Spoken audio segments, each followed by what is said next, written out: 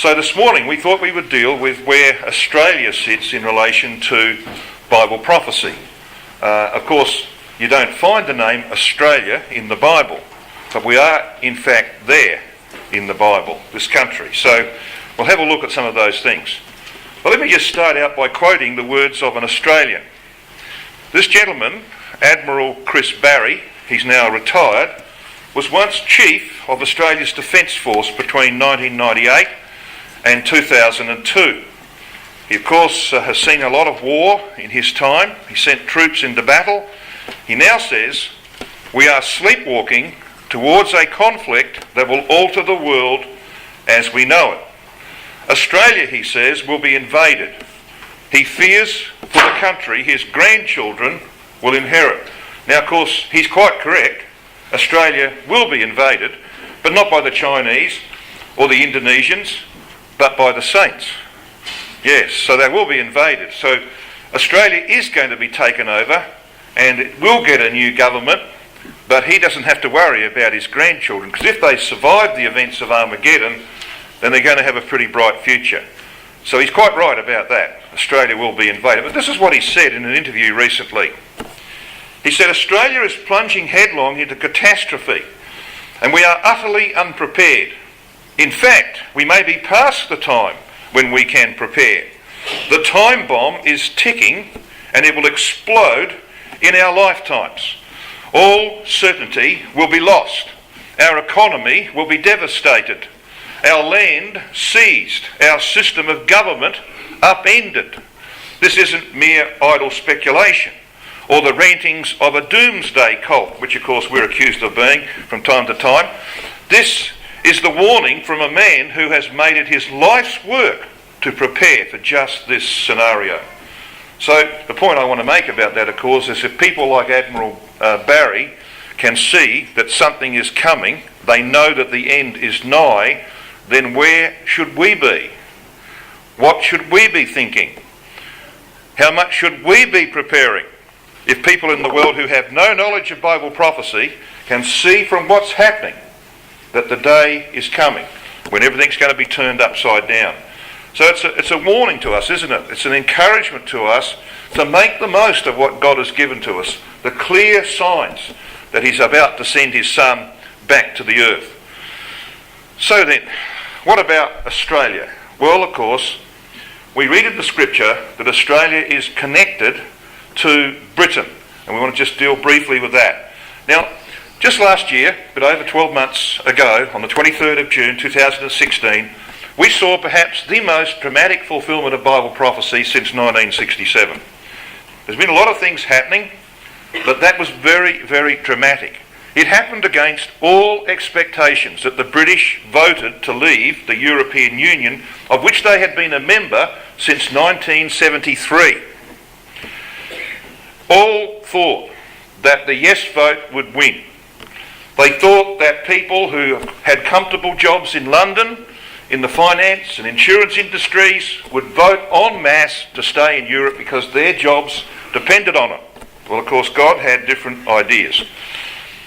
Now, in the lead up, there were papers like the Daily Telegraph who were supporting the no vote, that is, the vote for Britain to leave Europe. And they were saying things like this: "If we don't pull out very soon, we shall wake up one day to find that we are completely under its iron thumb." That is, Europe's iron thumb. That's very interesting, isn't it? Because the metal for Rome is iron. And of course we know that at the time of Armageddon, Europe will be under the control of the papacy in harmony with Gog. Okay? It'll be represented by iron. That's very interesting. But of course what we saw on the 23rd of June last year was the angels at work. We know this verse very well, don't we? Daniel 4 verse 17. This matter is by the decree of the watchers. Now the watchers here are the angels. In 2nd of Chronicles chapter 16 and at verse 9 we read these words: "That the eyes of Yahweh run to and fro through the earth to make himself strong on behalf of those who fear him." Now, what are the eyes of Yahweh? Well, they're the angels. And I don't think we're as conscious as we should be, young people, of the presence of the angels.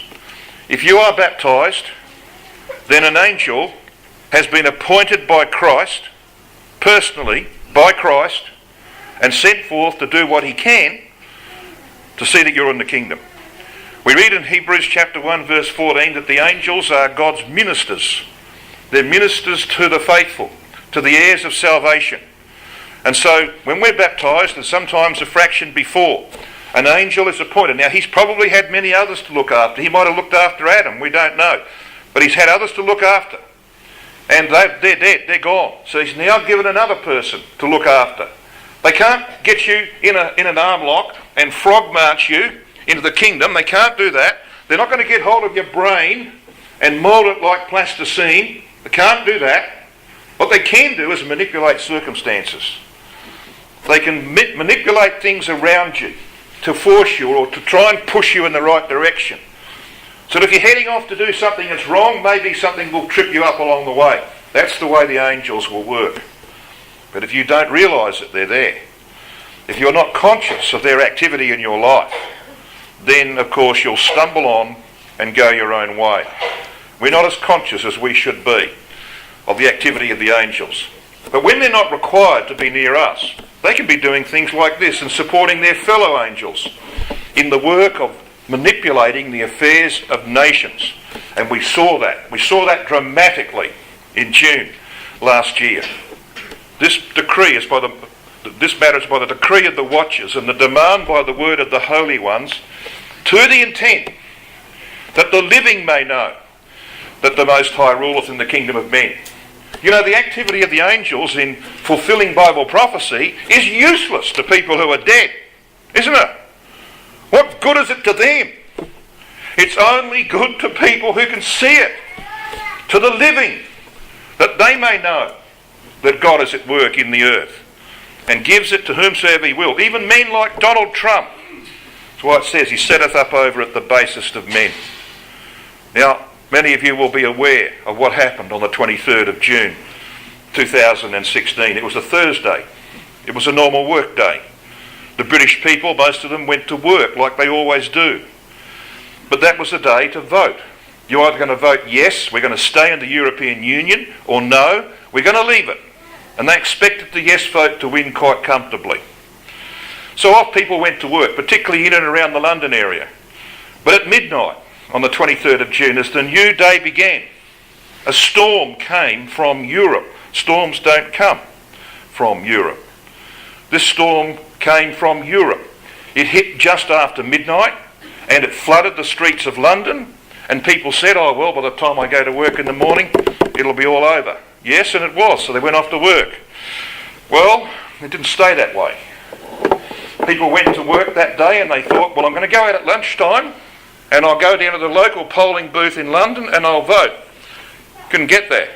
You had to have your swimmers on, all right, to get there. Many of the polling booths were closed because, you see, at 11 a.m, another huge downpour. Now, I don't need to talk too much to people at Lismore about downpours and what they can do, okay?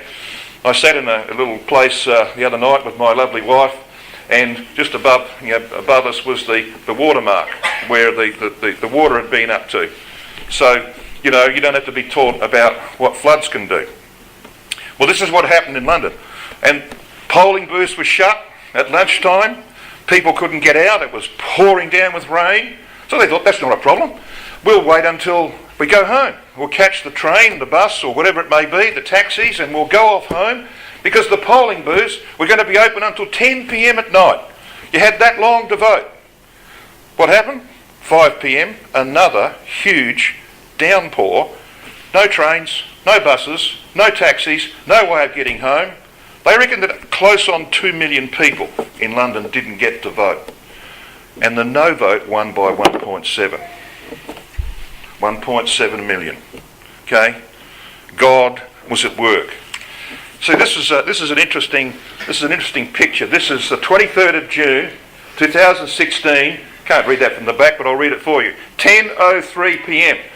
The polling booths are closed at 10 p.m. They've been closed for 3 minutes when this was written. And they say Thousands of people are believed to have been unable to get back to vote at polling stations before 10 p.m. Well, look at it. How are you going to get back to your polling station? Okay? It's like driving through Lismore, isn't it? So you couldn't do it because it's flooded. The hand of God was at work. And you know what they said? You know, you might have seen that little map, that weather map. Storms never come into Britain from Europe. They always come from the west. You know where this one came from? Directly over Brussels. You know what Brussels is? The headquarters of the European Union. That's where it came from. You can't see the hand of God at work in that. You're dead from the shoulders up. All right? You are. You're dead from the shoulders up. The hand of God was at work, young people. It's like God saying, now listen, what more can I do for you people? And to show you my angels at work. And all I want from you is some response. I want you to see it for what it is and realise that I'm actively involved in the affairs of nations and I'm bringing my purpose to pass. And I want you to be ready for it. I want you at my kingdom. But you're in a savage age. You're in an age that's eating away people's faith, eating the heart out of the truth. But I want you into my kingdom. I'm telling you, I'm at work. And if I can work among the nations, I can work in your life. That's what God is saying to us young people. We just need to sit up and respond to it. So then, what about Britain? Well, this lady's had her ups and downs, hasn't she? But the reason she's still in power, I believe, is because she strongly supports closer ties with Israel. That's not been the character of British Prime Ministers for a long time. She supports those ties. And speaking to the conservative friends of Israel, yes, she spoke to them on the 12th of December last year, she strongly urged greater cooperation with Israel. She added the significant note that the Balfour Declaration, of which we spoke on Thursday evening, had been one of the most important letters in history. You know, she of course was the victim of human hubris. She thought that she would take the British to another general election 3 years in advance of when she had to. She could have been Prime Minister until 2020 without any need for an election, but she wanted to go and get a bigger majority, and God, as he often does, humbles people. She ended up losing a majority. You know what happened when she lost majority? She depends now on a handful of Northern Ireland politicians who belong to a party established by Ian Paisley. Now, that might not mean too much to young people, but Dr. Ian Paisley was the strident anti-Catholic, anti-papal politician of Northern Ireland. He was a member once of the European Parliament, and Pope John Paul II turned up to give a speech in the European Parliament. And when Pope John Paul stood up at the podium to speak, Paisley got up and said, "You are the Antichrist," right? Publicly, in the Parliament. He said that the Pope was the Antichrist. Now, would you do that? Of course you couldn't. You know, you wouldn't do that in public, would you? But he did. Now, that's the party that Prime Minister Theresa May now finds herself in lockstep with. Do you think that they like the Europeans, who are mainly Catholic? Of course they don't. So that's going to make negotiations about getting out of Europe very, very difficult indeed. So you see, God's at work. He's not giving her a free hand. He's making sure that his purpose is fulfilled. Amazing things happen. Now, listen, you've got your Bibles there. Let's turn them up to Ezekiel 38. We were going to read Ezekiel 38, verses 1 to 13, but we don't need to do that. Pretty familiar ground.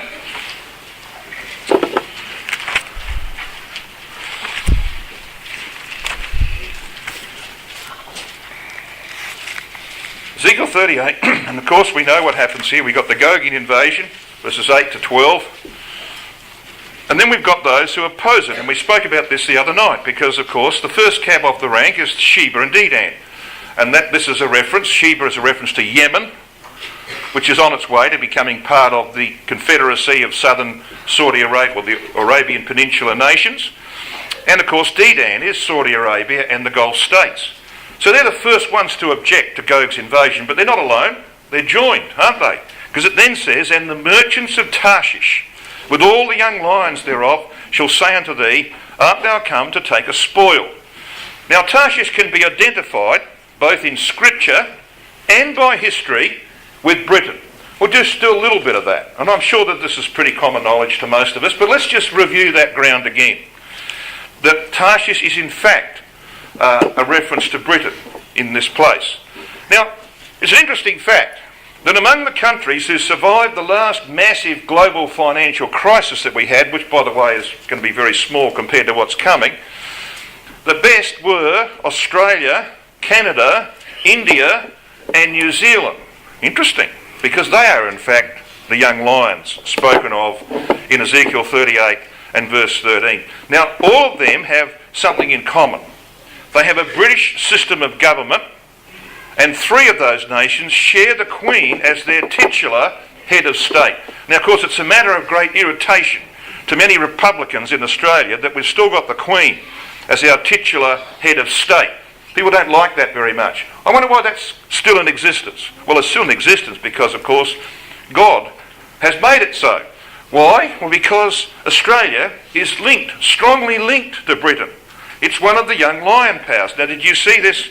Did you see the old lion? Okay, and it says down here, helped by the young lions, the old lion defies his foe. Who are they? Well, they're enumerated here on this First World War poster.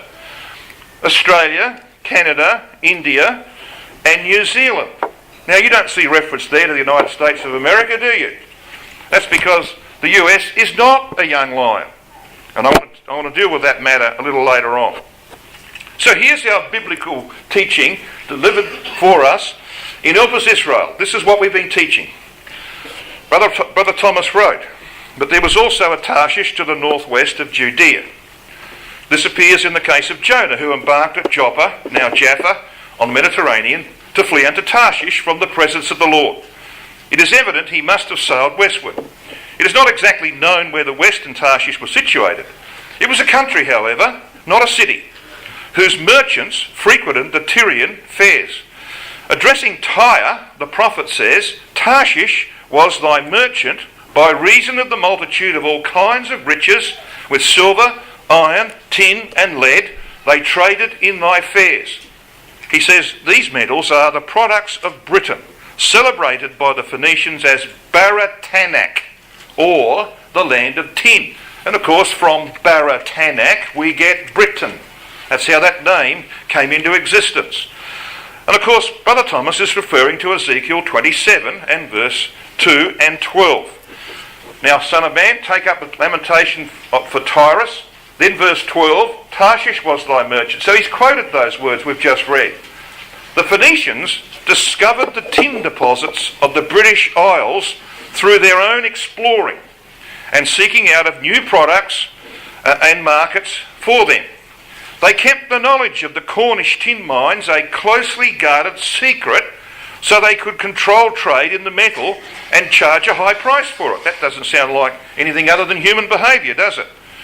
Innumerable ancient workings in Cornwall still attest the trade, and tin is still mined there today. So this is commonly known in the world, the history of the tin mines of the area of Cornwall.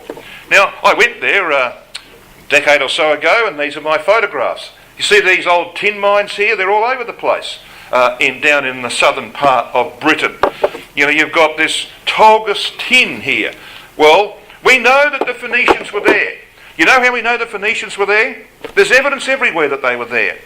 And particularly in the wells that you find in this place.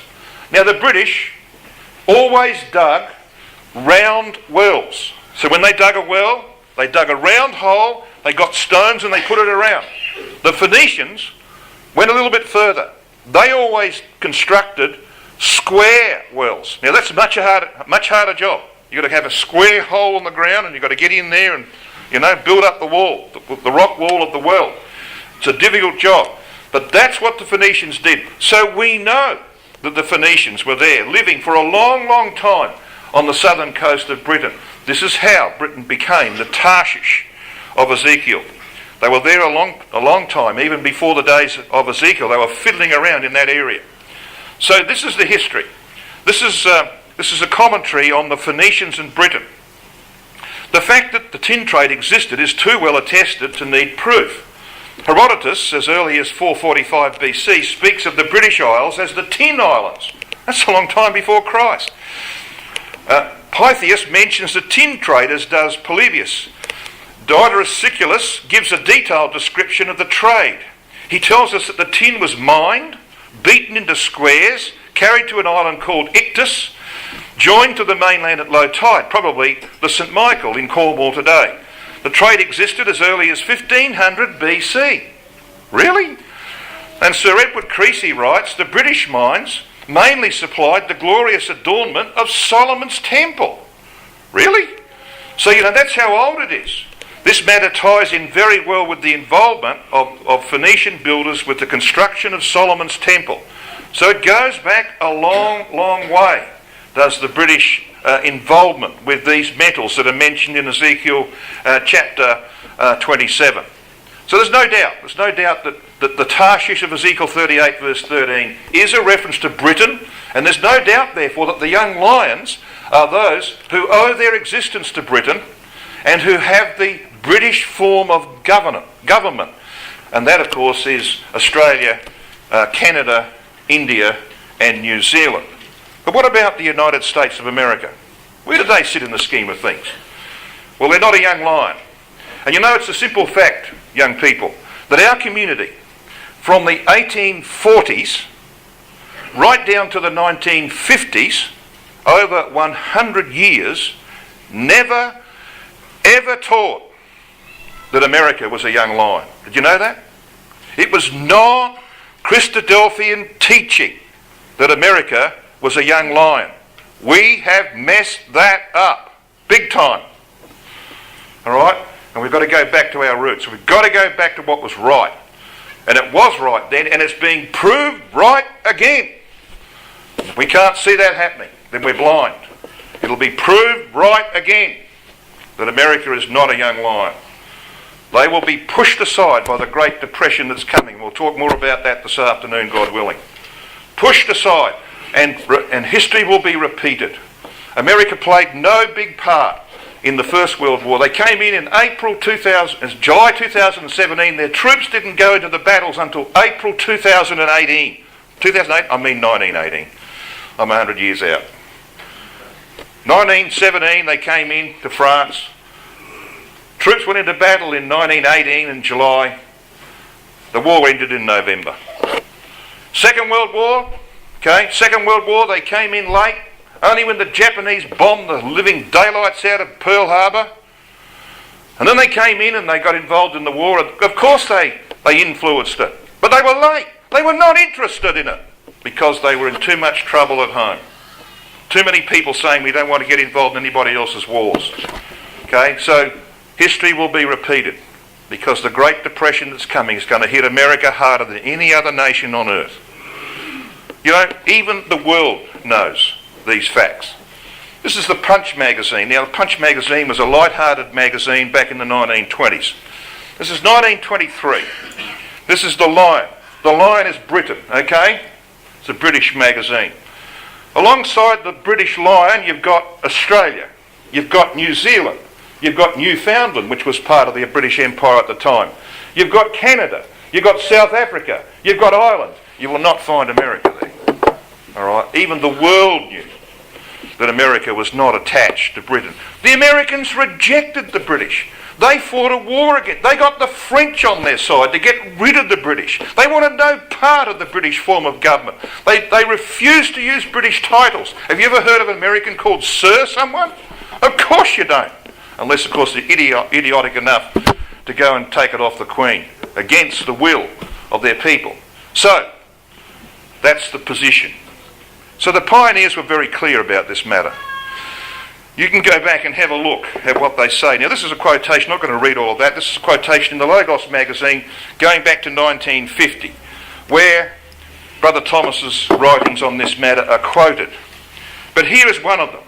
All right? This is one of his very clear statements about where the US, America, sits Seeing then that the deity swept into the abyss the whole human family except Noah and his house for this crime, why should not the American world be punished, being guilty of the same iniquity? There is every reason to conclude that judgment will fall upon it with great severity. Its idolatry of self is God-defiant, and it needs to be taught that there is one almightier than the dollar and stronger than the human will. There is no... Look at these words in green on the screen. This is volume 3 of Eureka, page 203. There is no symbolical revelation of events to be developed upon the American arena. All right? Now the words that the Logos quoted are the words that follow. They didn't quote the first lot, by the way. Logos, volume 39.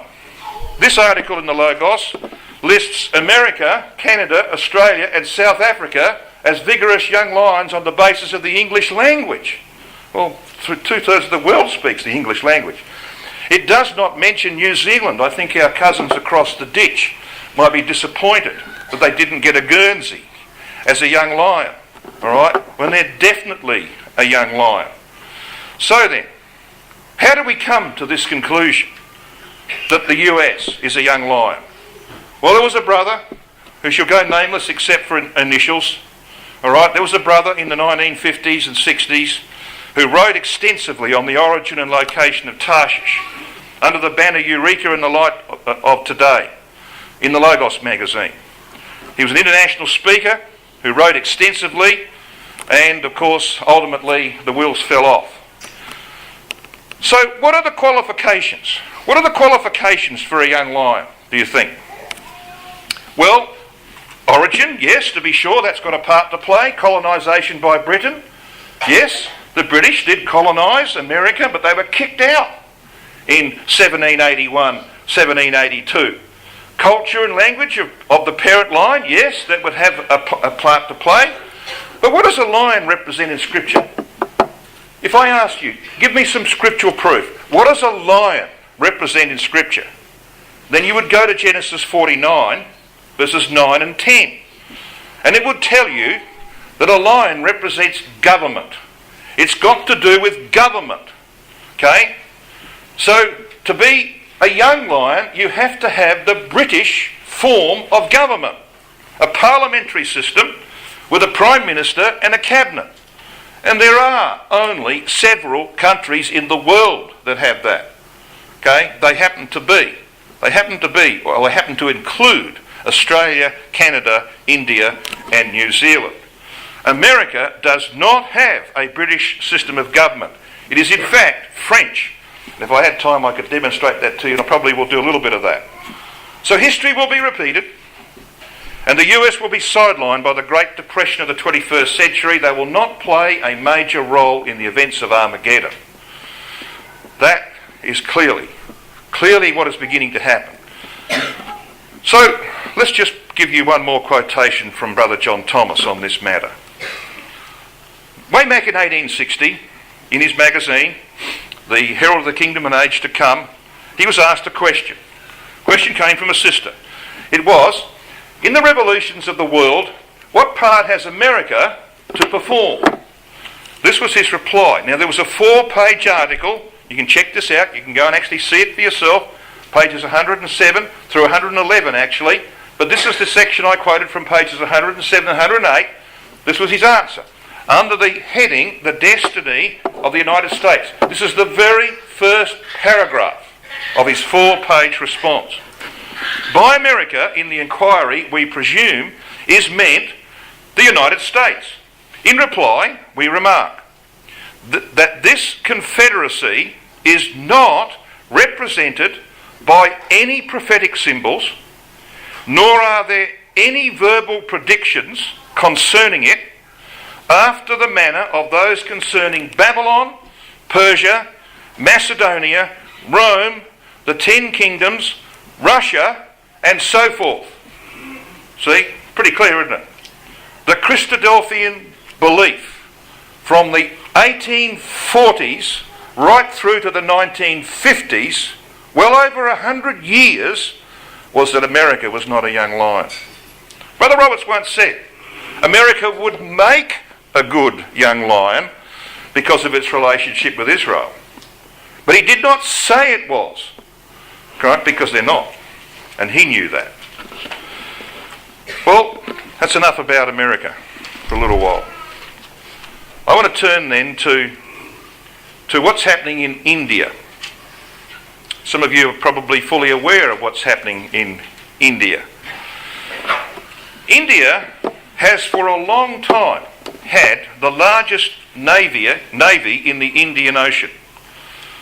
It was once very pro-Russian. In fact, that ship that you can see there is probably an old Russian ship, because the Russians used to supply their second-hand ships, cruisers and battleships, and a carrier or two. They used to supply them to the Indians way back in the 1970s. Okay? So the Indians relied a lot upon the Russians to build up their navy. Well, of course, things have changed.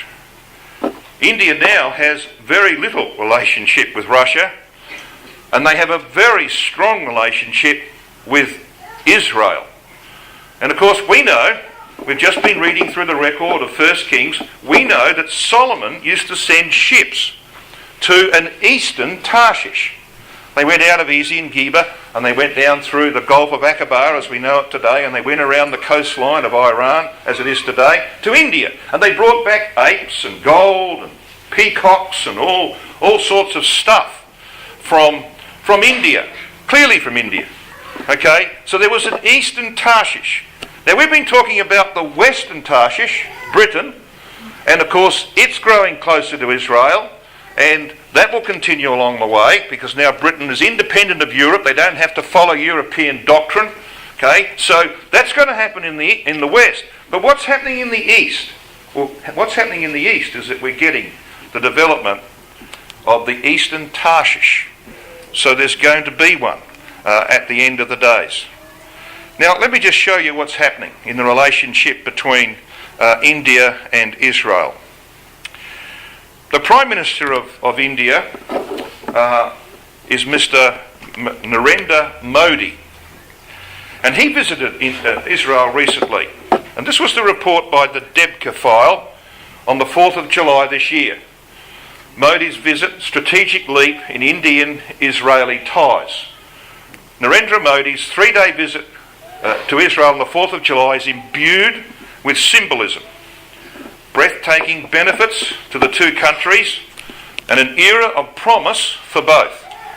Its timing underlines the slow upswing in ties from years of aloofness to the establishment of diplomatic ties 25 years ago, and the onset of flourishing relations ever since. So there's been a huge transition from the days of Indira Gandhi, who had a strong relationship with the Russians, as did her son.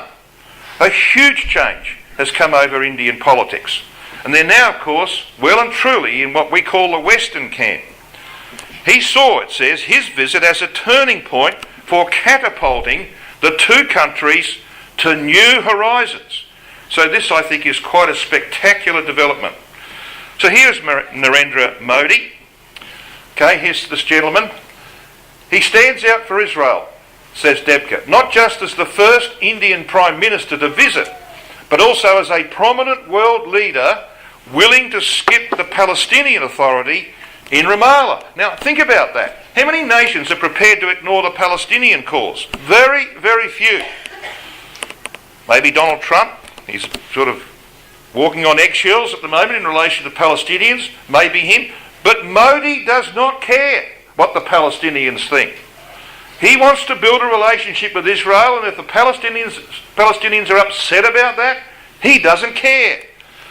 Israel attracts, by the way, as The Economist told us in 2012, Israel attracts far more venture capital per person than any other country. 170 billion in 2010 to America's 75 billion. Now over here you've got this chart, the Mediterranean magnet, and of course you've got all the countries of that area, of that region, who are attracting venture capital. Where's it all going? Well, Israel, look, huge amounts going into Israel. And of course, when you come down to little country like Britain here, you've got only less than a third of what is going into Israel. That's changing, by the way, because Britain is now, of course, out of the European Union. So this is why India and other countries are now forging ties with Israel, because they're on the advance. And we know from Ezekiel 38, it says to us in verse 12 of Ezekiel 38, that when Gog comes down, they come to take a spoil, to take a prey, to turn thine hand upon the desolate places that are now inhabited, and upon the people that are gathered out of the nations, which have gotten cattle and goods, that dwell in the midst or the navel of the land. By the way, the navel of the land, that word midst there in Ezekiel 38 verse 12, that word is tabur in the Hebrew. It means the centre or the navel or the highest part of the land. Now that supports what we said about verse 8, that the highest part of the land, the mountains of Israel, or the navel of the land, is going to be part of Israel proper in the day of Armageddon. So there's some amazing things happening, brethren and sisters and young people. Let's just speak a bit more about this growing set of ties between India and Israel. Strong mutual interests. Now this gentleman here wrote in Reuters, and he wrote this on the 3rd of July this year. Narendra Modi begins a first visit to Israel by an Indian Prime Minister on Tuesday, in a public embrace of a country that he has long admired for its military and technical expertise, but which his predecessors kept at arm's length. But now Modi is lifting the curtain on a thriving military relationship. Isn't that interesting? Because you see, we've got Tarshish and the young lions. It's not just Britain in the west. We're going to have a Tarshish in the east as well, just like there was in the days of Solomon. So he's lifting the curtain on a thriving military relationship. He will hold 3 days of talks with his Israeli counterpart Benjamin Netanyahu to advance sales and production of missiles, drones and radar systems. I find that extremely encouraging. Now you don't believe that I've finished what I'm going to say this morning, do you? Well, I have.